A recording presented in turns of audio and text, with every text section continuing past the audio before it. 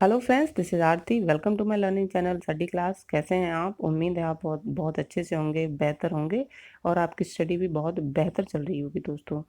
तो आइए आज एक नई सीरीज को स्टार्ट करेंगे जिसका नाम है भारतीय राज्य व्यवस्था और भारत का संवैधानिक विकास। तो देखेंगे, शुरू करेंगे, जानने की कोशिश करेंगे, समझने की कोशिश करेंगे कि भारत का संवैधानिक विकास कैसे कैसे होता है और कुछ क्वेश्चनों के माध्यम से इसको समझने की कोशिश करेंगे और अंदर डिटेल में समझेंगे उसको। तो आइए स्टार्ट करेंगे। जिन भाइयों बहनों ने मेरे पिछले वीडियो नहीं देखे हैं वो उन्हें अवश्य देखें, उनके लिए लाभप्रद हो सकते हैं, हेल्पफुल हो सकते हैं एग्जाम में। तो आइए स्टार्ट करेंगे। क्वेश्चन नंबर पहला देखेंगे। निम्नलिखित में से किस अधिनियम में कोलकाता में सर्वोच्च न्यायालय की स्थापना का प्रावधान किया गया था? ऑप्शन है रेगुलेटिंग एक्ट 1773, पिट का भारत अधिनियम 1784, चार्टर एक्ट 1813 और चार्टर एक्ट 1833। तो इसका पहला ही ऑप्शन राइट हो जाएगा, रेगुलेटिंग एक्ट 1773। इसको समझेंगे। 1773 में रेगुलेटिंग एक्ट में कोलकाता में सर्वोच्च न्यायालय की स्थापना का प्रावधान किया गया था गाइस। इसमें पहले मुख्य न्यायाधीश बने थे जिनका नाम था सर एलिजा इम्पे। क्या नाम था? Sir Elijah Impey. आगे बढ़ेंगे और नेक्स्ट क्वेश्चन देखेंगे। निम्नलिखित में से किस अधिनियम के अंतर्गत भारतीय विधान परिषद को बजट पर बहस करने की शक्ति प्राप्त हुई थी? तो ऑप्शन देखेंगे इसके। भारतीय परिषद अधिनियम 1861, भारतीय परिषद अधिनियम 1892, भारतीय परिषद अधिनियम 1909 और भारत शासन अधिनियम 1919। तो इसका सेकंड ऑप्शन राइट हो जाएगा, भारतीय परिषद अधिनियम 1892। 1892 में भारतीय परिषद अधिनियम ने विधान परिषद के कार्यों में वृद्धि की, जिसके तहत बजट पर बहस करने की शक्ति प्रदान की गई, बट इसमें मतदाता या वोट देने की शक्ति प्रदान नहीं की गई थी दोस्तों। आइए थर्ड क्वेश्चन देखेंगे। किस अधिनियम ने भारतवासियों को अपने देश के प्रशासन में कुछ हिस्सा लेना संभव बनाया था? ऑप्शन है इसके। Charter act 1833, charter act 1853, government of India act 1818, Indian counselling act 1861। तो इसका फर्स्ट ही राइट हो जाएगा, चार्टर एक्ट 1833। चार्टर एक्ट 1833 की साधारण धाराओं में सबसे महत्वपूर्ण धारा थी 87, जिसमें यह कहा गया था कि किसी भी भारतीय अथवा क्राउन की देशज प्रजा को अपने धर्म, जन्म स्थान, वंशानुक्रम, वर्ग अथवा इसमें से किसी एक के कारणवश कंपनी के अधीन किसी स्थान तथा पद अथवा सेवा के अयोग्य नहीं माना जा सकेगा। कालांतर में राजनीतिक आंदोलन में 1833 की यह धारा प्रशासन में भागीदारी हेतु मुख्य धारा बनी। तो इस धारा के तहत हमें अपने प्रशासन में कुछ हिस्सा लेना संभव हो सका। आगे बढ़ेंगे और नेक्स्ट क्वेश्चन देखेंगे। क्वेश्चन नंबर 4 देख लेते हैं। भारत के संविधान में केंद्र और राज्यों के बीच किया गया शक्तियों का विभाजन निम्न में से किस में उल्लेखित योजना पर आधारित है? तो इसको समझेंगे। कुछ इसके ऑप्शन देख लेते हैं। मार्ले मिंटो सुधार 1909, भारतीय स्वतंत्रता अधिनियम 1947, भारतीय सरकार अधिनियम 1935 और भारतीय परिषद अधिनियम 1892। तो इसका ऑप्शन थर्ड सही हो जाएगा, भारतीय सरकार अधिनियम 1935। इसके अंतर्गत क्या होता है कि ब्रिटिश शासनकाल के दौरान 1935 का भारत शासन अधिनियम पारित किया गया था, जिसमें केंद्र और राज्यों के बीच शक्तियों का बंटवारा किया गया था तथा राज्य में द्वैध शासन समाप्त कर केंद्र में द्वैध शासन को लागू किया गया था। आगे बढ़ेंगे, नेक्स्ट क्वेश्चन देखेंगे। एक संघीय व्यवस्था और केंद्र में द्वैध शासन भारत में लागू किया गया था।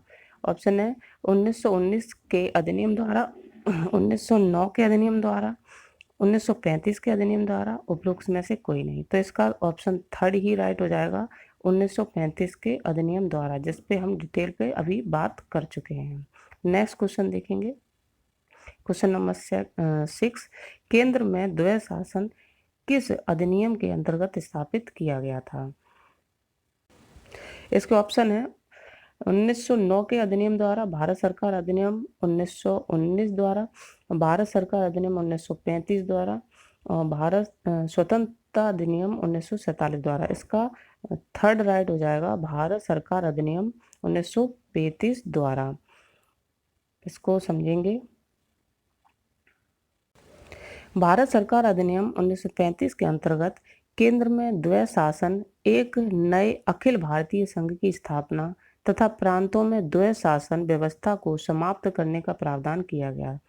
प्रांतों में द्वैध शासन का उपबंध 1919 के अधिनियम द्वारा किया गया था।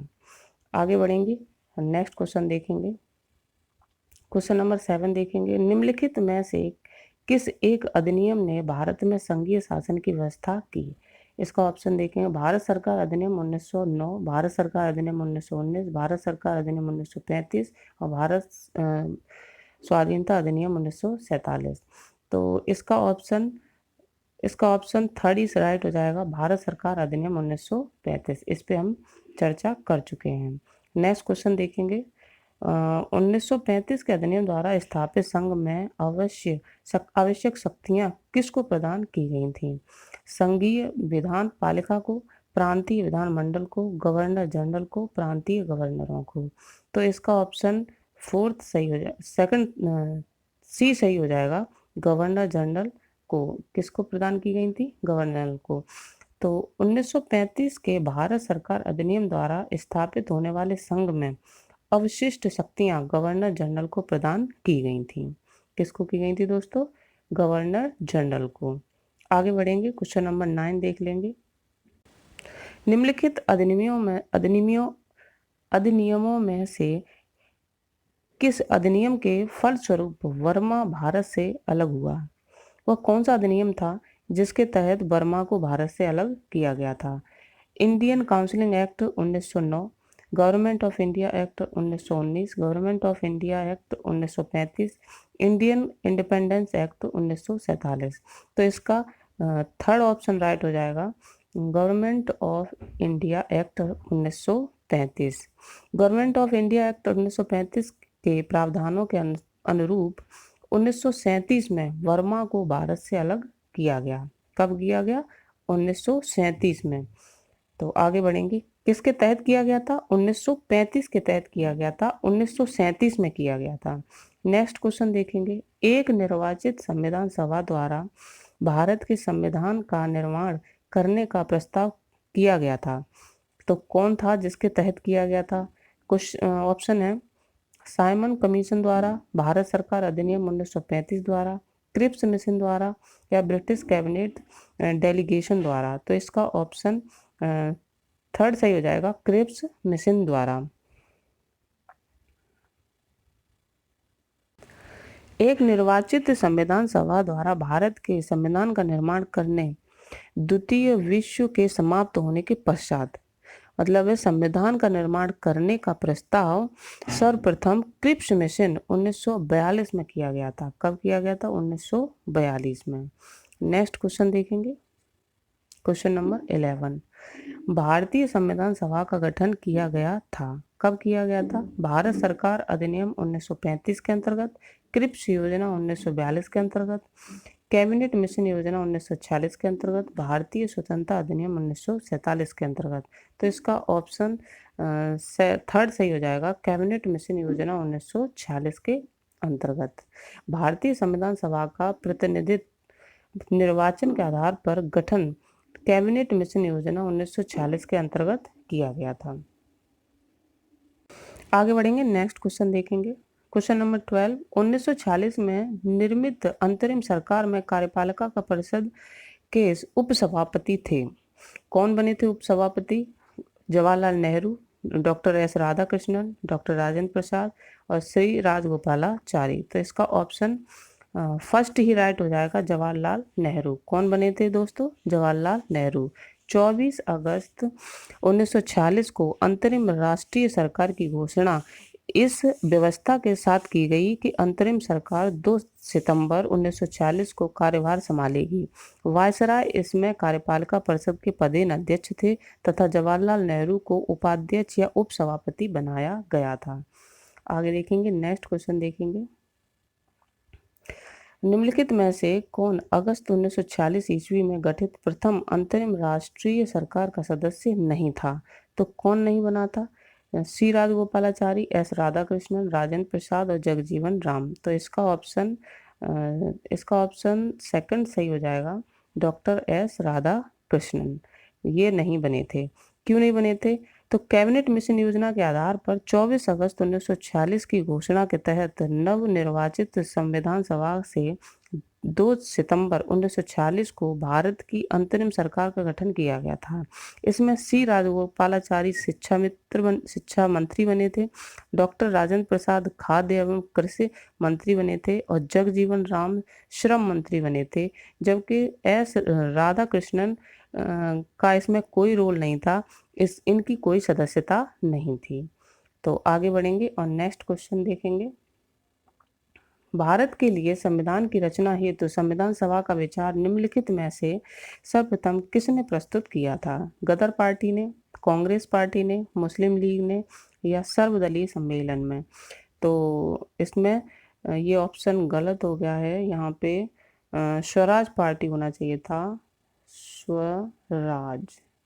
स्वराज पार्टी ने 1934 में, इसका ऑप्शन ए ही राइट हो जाएगा। गदर पार्टी गलत टाइप हो गया है फ्रेंड्स, तो स्वराज पार्टी होगा यहाँ पे।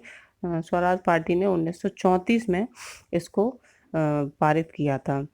तो मई 1934 में रांची में गठित स्वराज पार्टी ने आत्मनिर्णय के अधिकार की मांग की और एक प्रस्ताव पारित किया जिसमें कहा गया कि वयस्क मताधिकार के आधार पर निर्वाचित भारतीय प्रतिनिधियों की एक संविधान सभा होगी जो संविधान का निर्माण करेगी। भारतीयों की ओर से संविधान सभा की मांग करने का यह प्रथम अवसर था दोस्तों। तो आगे बढ़ेंगे, नेक्स्ट क्वेश्चन देखेंगे। क्वेश्चन नंबर 15 देखेंगे। भारत के संविधान का प्रारूप तैयार करने वाली संविधान सभा के सदस्य को देखेंगे। इसको ब्रिटिश संसद द्वारा नामांकित किया गया था, गवर्नर जनरल द्वारा नामांकित किया गया था, या विभिन्न प्रांतों की विभिन्न सभाओं द्वारा चुना गया था, या भारतीय राष्ट्रीय कांग्रेस और मुस्लिम लीग द्वारा चुना गया था? तो इसका ऑप्शन थर्ड सही हो जाएगा, विभिन्न प्रांतों की विभिन्न सभाओं द्वारा चुना गया था। कैसे चुना गया था इसको? विभिन्न प्रांतों के लोगों ने वयस्क मताधिकार के आधार पर विभिन्न सभाओं का निर्वाचन किया। इन विधान सभाओं के सदस्यों द्वारा पुनः संविधान सभा के सदस्यों का निर्वाचन किया गया था। इस प्रकार संविधान सभा के सदस्य विभिन्न प्रांतों की विभिन्न सभाओं द्वारा अर्थात अप्रत्यक्ष निर्वाचन द्वारा निर्वाचित किए गए थे। तो आई थिंक आप समझ गए होंगे दोस्तों। आगे बढ़ेंगे और नेक्स्ट क्वेश्चन देखेंगे, क्वेश्चन नंबर 16 देख लेते हैं। संविधान सभा में सदस्यों का चुनाव कैसे हुआ था? कैसे किया गया था? सीधे जनता द्वारा, भारतीय राष्ट्रीय कांग्रेस के नामांकन द्वारा, भारतीय राज्यों के प्रशासन के द्वारा और प्रांतीय सभाओं द्वारा। तो इसका फोर्थ राइट हो जाएगा, प्रांतीय सभाओं द्वारा। आगे बढ़ेंगे और नेक्स्ट क्वेश्चन देखेंगे। संविधान सभा के चुने हुए स्थायी सदस्य कौन थे या अध्यक्ष कौन थे? तो कौन थे? बी आर अम्बेडकर, राजेंद्र प्रसाद, सच्चिदानंद सिन्हा या डॉक्टर एस राधा कृष्णन। तो इसका ऑप्शन बी राइट हो जाएगा, डॉक्टर राजेंद्र प्रसाद। कैसे बने थे दोस्तों? 9 दिसंबर 1946 को संविधान सभा की प्रथम बैठक की अध्यक्षता अस्थायी अध्यक्ष डॉक्टर सच्चिदानंद सिन्हा ने की थी और 11 दिसंबर 1946 को संविधान सभा ने डॉक्टर राजेंद्र प्रसाद को स्थायी अध्यक्ष चुना था। ठीक है, तो आगे बढ़ेंगे, नेक्स्ट क्वेश्चन देखेंगे। भारत की संविधान निर्मात्री सभा के अध्यक्ष कौन बने थे? जैसा कि हम अभी बता ही चुके हैं, तो इसका ऑप्शन फर्स्ट ही राइट हो जाएगा, डॉक्टर राजेंद्र प्रसाद। कौन बने थे? डॉक्टर राजेंद्र प्रसाद। क्वेश्चन नंबर आगे बढ़ेंगे, आगे देख लेंगे नेक्स्ट। भारतीय संविधान सभा की स्थापना की गई थी। कब की गई थी भारतीय संविधान सभा की स्थापना? 10 जून 1946 को, 9 दिसंबर 1946 को, 26 नवंबर 1949 को, 26 दिसंबर 1949 को। तो इसका ऑप्शन हो जाएगा 9 दिसंबर 1946 को। कब की गई थी? 9 दिसंबर 1946 को। भारतीय संविधान सभा की स्थापना 9 दिसंबर 1946 को उसकी प्रथम बैठक के आरंभ होने के साथ हुई थी। 20 नवंबर 1946 को वायसराय ने निर्वाचित प्रतिनिधियों को आमंत्रित किया कि वे 9 दिसंबर 1946 को संविधान सभा की पहली बैठक में उपस्थित हो सकें। ठीक है, आगे बढ़ेंगे और नेक्स्ट क्वेश्चन देखेंगे। संविधान सभा का गठन कब हुआ था? तो जैसा कि हम डिस्कस कर चुके हैं कि कब हुआ था, तो इसका दिसंबर 1946 को हुआ था। आगे बढ़ेंगे और नेक्स्ट क्वेश्चन देखेंगे। भारत की संविधान सभा का प्रथम अधिवेशन शुरू हुआ था, कब हुआ था? तो इसका 10 जून 1946 को, 9 दिसंबर 1946 को। तो इसके बारे में हम बात कर चुके हैं। तो 9 दिसंबर 1946 को प्रथम अधिवेशन शुरू हुआ था या संविधान सभा का गठन हुआ था। ये एक ही डेट है जो अलग अलग मतलब भाषा बदल के क्वेश्चन को पूछा जाता है, तो इसीलिए मैंने ये एक ही तरीके के 3 क्वेश्चन लिए हैं, जिससे आप मतलब कंफ्यूज ना हो सकें कि भारत की संविधान सभा का प्रथम अधिवेशन भी 9 दिसंबर 1946 को ही हुआ था और संविधान सभा का गठन भी 9 दिसंबर 1946 को ही हुआ था। तो आगे बढ़ेंगे और नेक्स्ट देखेंगे। क्वेश्चन नंबर 22 देख लेते हैं। संविधान सभा की प्रथम बैठक की अध्यक्षता किसने की थी? तो ऑप्शन है डॉक्टर राजेंद्र प्रसाद, डॉक्टर सच्चिदानंद सिन्हा, डॉक्टर बी.आर. अम्बेडकर और पंडित जवाहरलाल नेहरू। तो इसका ऑप्शन सेकंड सही हो जाएगा, डॉक्टर सच्चिदानंद सिन्हा। इन्होंने मतलब संविधान सभा की प्रथम बैठक की अध्यक्षता की थी, जो कि अस्थायी रूप से अध्यक्ष बने थे। आगे बढ़ेंगे, नेक्स्ट क्वेश्चन देखेंगे। भारत को एक संविधान देने का प्रस्ताव विधानसभा द्वारा पारित किया गया था, कब किया गया था? 22 जनवरी 1946 को, 20 फरवरी 1947 को, 22 जनवरी 1947 को या 26 जुलाई 1946 को। तो इसका ऑप्शन पहला ही राइट हो जाएगा, 22 जनवरी 1900 नहीं, इसका ऑप्शन सॉरी, इसका ऑप्शन ये सही होगा, ये गलत होगा। 22 जनवरी 1947 को। कब होगा? 22 जनवरी। अब 22 जनवरी 1947 को संविधान सभा द्वारा भारत को एक संविधान देने का उद्देश्य प्रस्ताव पारित किया गया। उद्देश्य प्रस्ताव पर संविधान सभा ने 13 दिसंबर से 19 दिसंबर 1946 तक कुल 7 दिन तक विचार विमर्श किया था। कितने दिनों तक? 7 दिनों तक विचार विमर्श किया था। नेक्स्ट क्वेश्चन देखेंगे। संविधान सभा के सम्मुख संविधान की प्रस्तावना का प्रस्ताव किसने रखा था? तो किसने रखा था? तो इसके ऑप्शन हैं पंडित जवाहरलाल नेहरू, बी.आर. राव, बी.आर. अम्बेडकर, महात्मा गांधी। तो इसके फर्स्ट ही ऑप्शन राइट हो जाएगा, जवाहरलाल नेहरू। किसने रखा था? जवाहरलाल नेहरू ने। इसका आगे देखेंगे, इसको समझने की कोशिश करेंगे थोड़ा सा विस्तार से। संविधान सभा की कार्यवाही 13 दिसंबर 1946 को जवाहरलाल नेहरू द्वारा प्रस्तुत उद्देश्य प्रस्ताव से प्रारंभ हुई, जिसे 22 जनवरी 1947 को पारित किया गया। आगे चलकर यही उद्देश्य प्रस्तावना का रूप ले लेता है। उद्देश्य प्रस्ताव को ही हम प्रस्तावना का रूप दे देते हैं, जो कि पंडित जवाहरलाल नेहरू ने प्रस्तुत किया था। आगे बढ़ेंगे और नेक्स्ट क्वेश्चन देखेंगे। भारतीय संविधान को बनाने हेतु भारतीय संविधान सभा के कुल कितने अधिवेशन हुए थे? तो 7, 6, 9 या 12। तो इसका ऑप्शन फर्स्ट राइट होगा, 7 नहीं, ऑप्शन इसके डी राइट होगा, मतलब फोर्थ राइट होगा। 12 अधिवेशन हुए थे, गलत हो गया था। आगे बढ़ेंगे, नेक्स्ट क्वेश्चन देखेंगे। भारत के अधिवेशन के निर्माण में संविधान सभा को कितना समय लगा था? तो 2 वर्ष 11 माह 18 दिन, 2 वर्ष 7 माह 23 दिन, 3 वर्ष 4 माह 14 दिन या 3 वर्ष 11 माह 5 दिन। तो इसका ऑप्शन राइट हो जाएगा, 2 वर्ष 11 माह 18 दिन। कितना समय लगा था? 2 वर्ष 11 माह 18 दिन। भारतीय संविधान के निर्माण में संविधान सभा को 2 वर्ष 11 माह 18 दिन का समय लगा था और इस दौरान इसके कुल 11 अधिवेशन हुए थे। 11वें अधिवेशन के अंतिम दिन 26 नवंबर 1949 को संविधान को अंगीकृत किया गया था और इन 11 अधिवेशनों के अतिरिक्त संविधान सभा पुनः 24 जनवरी 1950 को समवेत हुई थी। तो इसका ऑप्शन फर्स्ट ही राइट हो जाएगा। तो ये था एक छोटा सा वीडियो।